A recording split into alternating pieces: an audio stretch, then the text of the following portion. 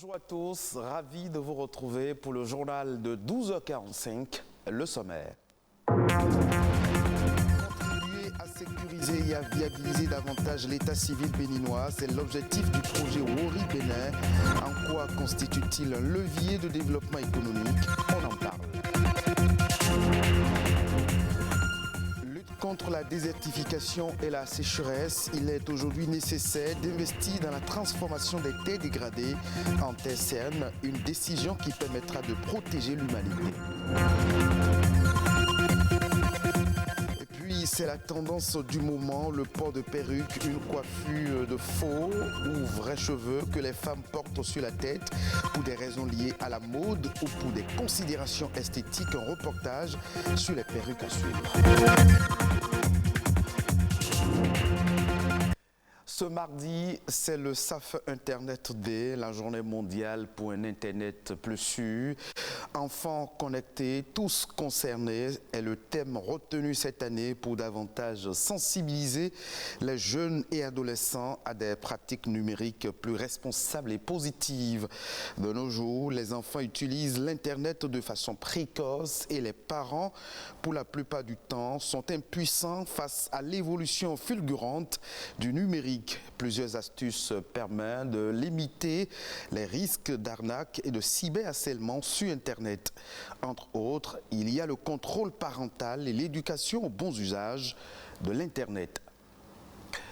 Justement, grâce à l'Internet, tous les Béninois peuvent désormais obtenir un numéro d'identification unique. Depuis quelques années maintenant, le gouvernement a fait de l'identification des personnes physiques la clé de voûte du développement socio-économique. Et pour y parvenir, le projet Wori est mis à contribution pour sécuriser et viabiliser davantage l'état civil béninois. Jean Arolou, coordinateur du dit projet, nous en parle. Dans tous les États, il y a toujours des pièces nécessaires pour prouver son identité. Mais ces pièces classiques, pour la plupart, sont payantes. L'innovation ici, dans le cadre du projet Wori sous financement de la Banque mondiale, c'est d'aider les États à mettre en place un dispositif technique pouvant permettre de délivrer gratuitement cette preuve d'identité aux citoyens, aux personnes désireuses vivant sur le territoire, qu'ils soient citoyens de l'État ou bien même ressortissants d'un autre État, mais vivant sur le territoire étranger. Chaque individu doit disposer d'un numéro personnel d'identification.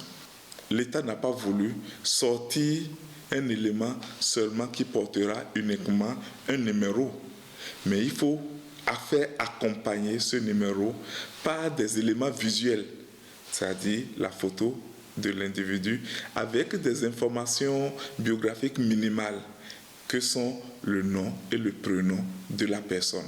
Et toutes ces informations sont encodées pour permettre une meilleure sécurité et permettre le jeu de l'interopérabilité entre les États, puisque le Bénin participe à ce projet aux côtés d'autres États. Même quel que soit votre lieu d'habitation, il suffirait seulement d'avoir accès à un service Internet et vous rendre sur la plateforme e-service anepo.bj. Et vous verrez sur la liste des pièces le certificat du numéro personnel d'identification, qui est d'ailleurs la dernière sur la liste et qui est gratuit. Et il vous suffirait de cliquer sur ça et de remplir les informations nécessaires. Et dans le cas d'espèce, c'est soit le récépissé RAVIP ou la de naissance pour permettre d'avoir vos éléments. Le bien fondé de cette carte, c'est qu'elle vous permet de justifier votre numéro personnel d'identification qui est demandé dans tous les actes administratifs, que ce soit au niveau des collectivités locales ou au niveau même des services déconcentrés de l'État. Comme la loi l'a indiqué, tous les actes doivent comporter le numéro personnel d'identification. Identification des personnes physiques au Bénin, le projet Wori, mise à contribution. Mode à présent, le port de la perruque est la tendance du moment. Longue ou courte, bon nombre de femmes en portent, mais toutes ne l'apprécient pas. Chez les professionnels de la coiffure, confectionner une perruque n'est pas toujours une bonne affaire. Les précisions dans ce reportage signé Nadège Omoladessani.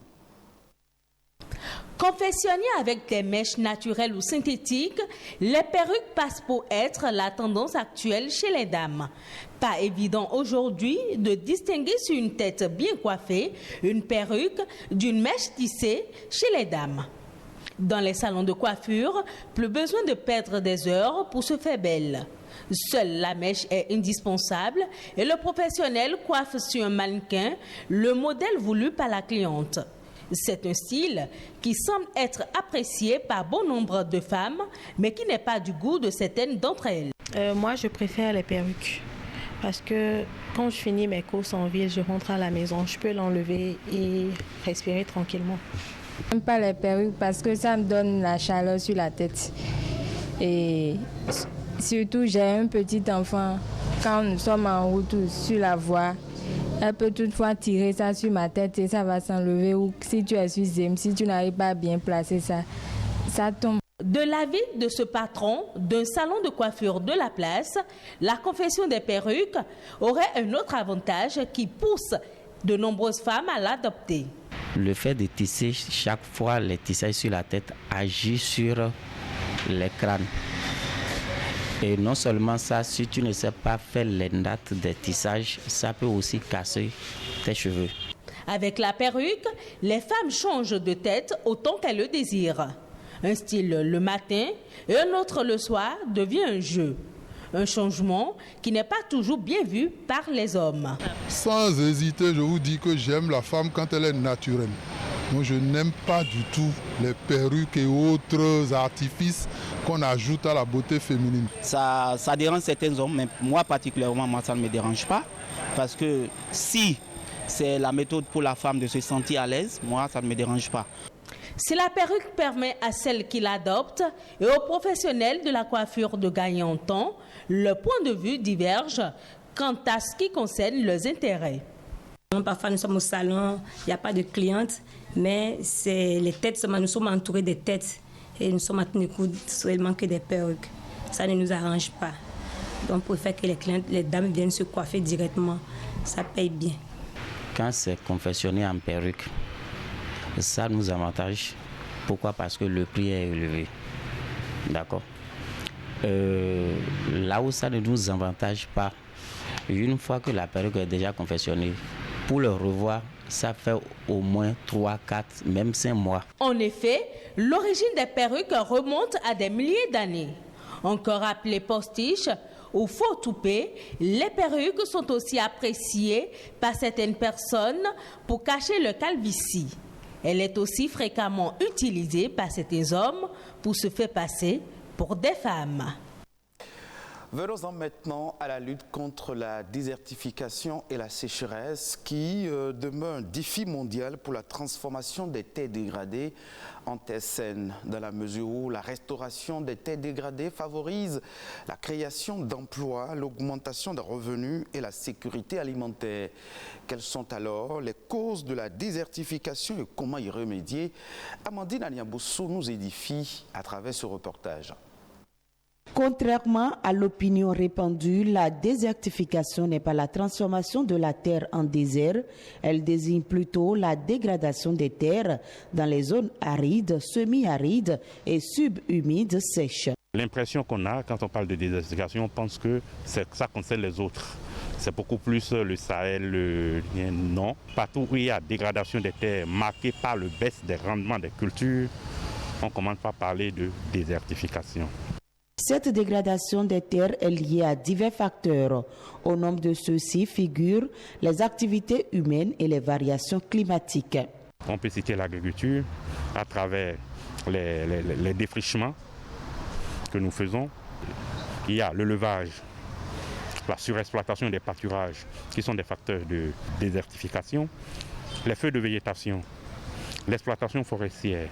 Toutes les actions mal conduite de gestion de ressources naturelles conduit indéniablement à la désertification. Le Bénin n'est pas épargné par le phénomène. Selon une étude que le laboratoire des sols et des eaux de l'INRAB nous a fait en 2016, nous avons plus de 90% de terres qui ont une faible fertilité bas à très bas dans la Liborie, dans le Borgo.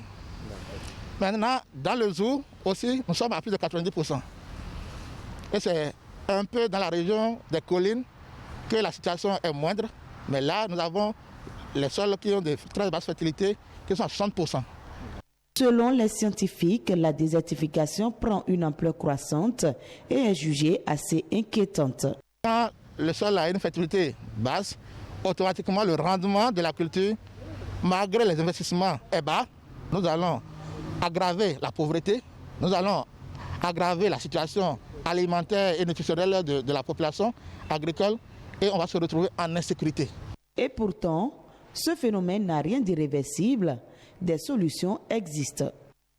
On doit utiliser les intrants chimiques, mais à un niveau minimum. Et restituer au sol les résidus de la production. C'est ça qui va permettre au sol d'avoir de la matière organique et l'ajout des intrants chimiques vont maintenant exploser le rendement. Ce qu'on doit retourner, c'est essentiellement la matière organique, fondamentalement la matière organique, parce que c'est la base de la production au niveau des terres. Un appel à un changement de comportement vis-à-vis des principaux facteurs de désertification et de dégradation des terres. La lutte contre la désertification reste un défi mondial. Dans la suite de cette édition, je vous propose de suivre d'autres informations pêle-mêle ayant marqué l'actualité internationale ces dernières 48 heures. C'est dans Éco Inter.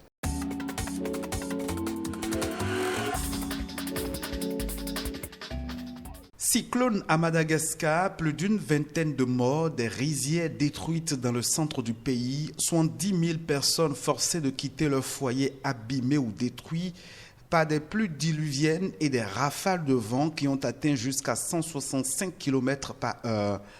Une situation qui fait craindre une crise humanitaire dans l'un des pays les plus pauvres de la planète.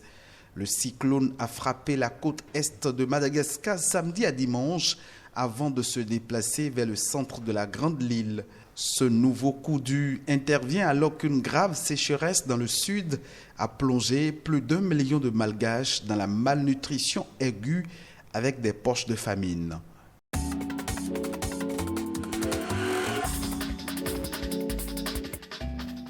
Le Maroc rouvre ses frontières aériennes en échange d'un pass vaccinal et d'un test PCR négatif de moins de 48 heures. Les ressortissants du royaume bloqués à l'étranger depuis fin novembre 2021 peuvent désormais revenir dans leur pays. L'entrée et la sortie de l'aéroport Mohamed VI de Casablanca, la capitale économique du Maroc, est désormais rouverte aux voyageurs qui s'apprêtent à partir du Maroc et à ceux qui veulent rentrer au Becaï.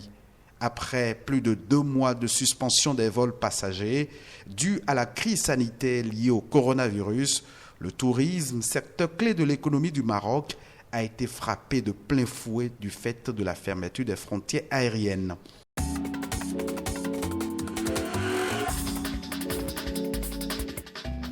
Les Lions de la Teranga ont inscrit le nom de leur pays au palmarès du football continental et au Sénégal, la population leur rend un vibrant hommage. C'est dans un concert symphonique de klaxons, de vuvuzela, de feux d'artifice, de cris, de tambours, de danse et de chants dans les artères de la capitale que les fans ont fêté les nouvelles stars africaines du ballon rond. Leur retour au pays a été fêté dans une ambiance chaude à Dakar. Une marée humaine s'est déversée lundi dans les rues de la capitale sénégalaise pour les célébrer dans un exceptionnel moment de jubilation. Pour une belle fête nationale, la journée du lundi a été décrétée journée fériée par le président Macky Sall.